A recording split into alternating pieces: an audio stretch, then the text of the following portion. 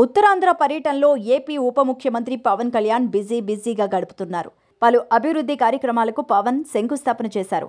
ఇక గిరిజన గ్రామాల్లో ఆయన పర్యటనలు చేస్తూ అక్కడి ప్రజల జీవన పరిస్థితుల గురించి స్వయంగా ఆరా తీస్తున్నారు. అనంతగిరి మండలం బల్లగరువు పినకోట పంచాయతీలో పర్యటించారు పవన్.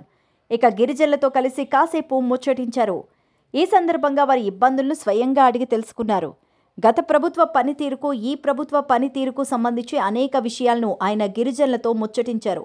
ఈ సందర్భంగా స్థానికుల సమస్యలను పరిష్కరించేందుకు పవన్ అధికారులకు స్పష్టమైన ఆదేశాలిచ్చారు. రోడ్ల నిర్మాణం విషయంలో ఆలస్యం జరిగితే మాత్రం కఠిన చర్యలు ఉంటాయంటూ హెచ్చరించారు.